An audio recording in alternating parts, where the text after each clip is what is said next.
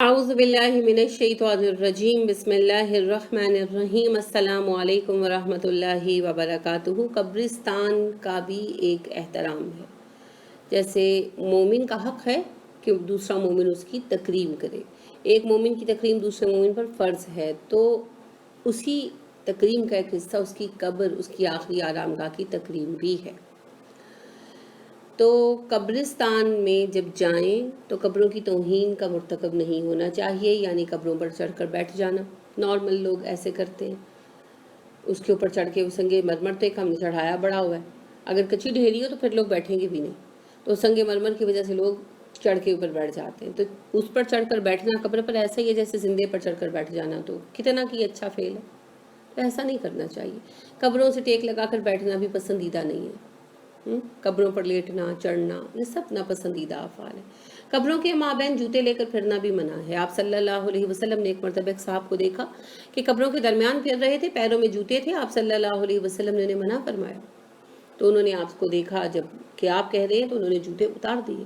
لہٰذا قبروں کے درمیان جوتے پہن کر پھرنا پسندیدہ نہیں ہے، اگر مجبوری ہو تو علیحدہ بات ہے۔ قبروں کے درمیان کی بات ہو رہی ہے، جو راستہ ہے نا گزرنے کا، وہاں تو آپ پہن کر ہی جائیں گے، تو وہ آخر تک راستہ ہوتا ہے، پھر دائیں بائیں قبریں بنی ہوتی ہیں، تو جب آپ قبروں میں انٹر ہونے لگے تو جوتا اتار لیں، ٹھیک ہے؟ تو وہاں پر آپ کھڑے ہو کر دعا کریں۔ اگر کوئی شرعی عذر ہو، جیسے کہیں فرض کریں کہ کہیں کی مٹی میں بچھو بہت زیادہ ہیں تو کاٹنے کا خطرہ ہے، وہ پھر اس میں اجازت ہے، رخصت ہے، یہ عذر ہو گیا نا، ورنہ بلا عذر جو ہے آپ جوتے پہن کر نہ قبروں کے پاس، قبروں کے درمیان پھریں، اور قبروں کے اوپر چڑھنا منع ہے۔ اب ہمارے یہاں مسئلہ یہ ہے کہ قبرستان پلانڈ ہی نہیں ہے، ایسی بس بنی جا رہی ہیں قبریں۔ جو یہ بقی کا جو ہے یہ میانی کا قبرستان ہے، اب دیکھیے کہ کیا حال ہے اس کا، قبروں پر قبریں، قبروں پر قبریں، قبروں پر قبریں اس طرح سے بنا دی گئی ہیں کہ آپ کوئی ایک قدم نہیں اٹھا سکتے قبروں کے مابین کہ قبر پر پاؤں رکھے بغیر اٹھائیں، کیسے اٹھائیں؟ تو یہ ترتیب اور نظم نہ ہونے کی وجہ سے ہے۔ ترتیب اور نظم ہو نا تو پچھلی قبریں ختم کر دی جائیں، پھر نئی ان کے اوپر بنائی جائیں، تو پھر یہ مسائل نہ ہوں۔ لیکن بس ہم لوگ کوئی بھی کام طریقے سے کرنے کے عادی ہی نہیں ہیں، من حیث القوم ہم لوگ عادی نہیں ہیں نظم و ضبط کے، حالانکہ اللہ کا حکم اور رسول صلی اللہ علیہ وسلم کا حکم تو ہے ہی۔ تو جناح بھی جو تھے، انہوں نے بانی پاکستان، انہوں نے بھی ہمیں جو اپنے اصول دیے تو کیا دیا؟ نظم۔ تو وہ نظم جو ہے نا وہ ہمارے اندر کہیں نہیں ہے، نظم و ضبط کسی کام میں ہمارے نہیں ہے، ہم انتہائی غیر مترتب لوگ ہیں، ہم ڈسپلن کو پسند ہی نہیں کرتے۔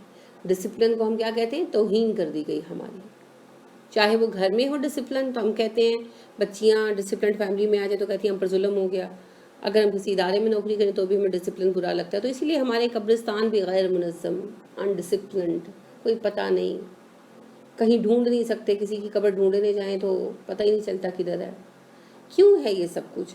ہم لوگ فطری طور پر ڈسپلن پسند نہیں کرتے، ہم مادر پدر آزاد ہیں، تو مومن ایسا نہیں ہوتا، تو ان چیزوں کو بھی ڈسپلن کرنے کی ضرورت ہے۔ اب کیسے ہم اس گناہ سے بچ سکیں؟ یہ گناہ ہے، آپ صلی اللہ علیہ وسلم نے اس سے منع فرمایا، اور قبر پر چلنے کو ایسا قرار دیا گیا، صحابہ ایسا سمجھتے تھے جیسا کسی زندہ آدمی پر پاؤں رکھنا۔ آپ دیکھیں کتنی بری بات ہے، تو کیسے بچیں اس سے؟ اگر آپ نے اپنے والد کی قبر کی زیارت کو جانا ہے میانی کے لیے، تو آپ بچ ہی نہیں سکتے، رستہ ہے ہی نہیں، کیا کریں؟ کہیں نہ کہیں سے قبر کو پھلانگنا ہی پڑے گا۔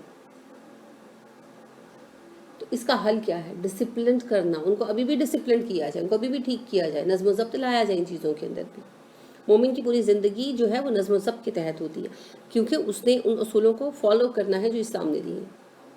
تو اس سے پتہ چلا کہ ایک قبر سے دوسری قبر میں اتنا فاصلہ ہونا چاہیے کہ آپ گزر سکیں، یا پھر قبریں بالکل اگر یعنی کہ تھوڑے بہت کم فاصلہ بھی ہے تب بھی پیروں کی طرف، سر کی طرف فاصلہ ہونا چاہیے کہ آپ گزر سکیں۔ کسی ترتیب کے تحت تو قبریں بنیں گی نا، تاکہ آپ قبر پر پیر دیے بغیر اپنی مطلوبہ قبر تک پہنچ سکیں۔ تو بہرحال قبروں پر پاؤں نہیں رکھنا، قبروں کے اوپر چلنا نہیں ہے، قبروں کے مابین جوتے لے کر پھرنا پسندیدہ نہیں ہے، الا یہ کہ کوئی شرعی عذر ہو۔ قبروں پر موم بتیاں جلانا، اگربتیاں جلانا، یہ سارے غیر شرعی افعال ہیں، ان کی کوئی اہمیت نہیں ہے۔ قبروں پر بیٹھ کر قرآن کی تلاوت کرنے سے بھی کچھ نہیں ہوتا، یہ رسول اکرم صلی اللہ علیہ وسلم سے ثابت نہیں ہے۔ ہاں دعا کریں، اگر آپ تھوڑی دیر بیٹھے 10-15 منٹ، اتنی دیر دعا کرتے رہیں، بار بار دعا کریں، بار بار دعا کریں، بار بار دعا کریں، اور اس میں اگر ہو سکے تو مسنون دعائیں پڑھیں، یاد نہیں ہے تو کتاب ساتھ لے جائیں، کتاب سے پڑھ لیں۔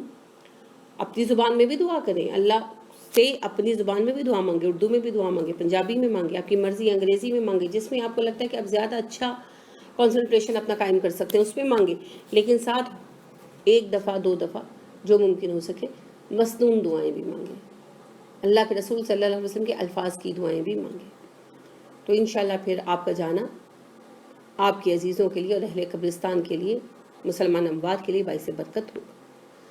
اللہ رب کریم ہمیں حق کو قبول کرنے کی توفیق دے، آمین۔ سبحانک اللہم و بحمدک ونشہد ان لا الہ الا انت ونستغفرک ونتوب الیک۔ السلام علیکم ورحمۃ اللہ وبرکاتہ۔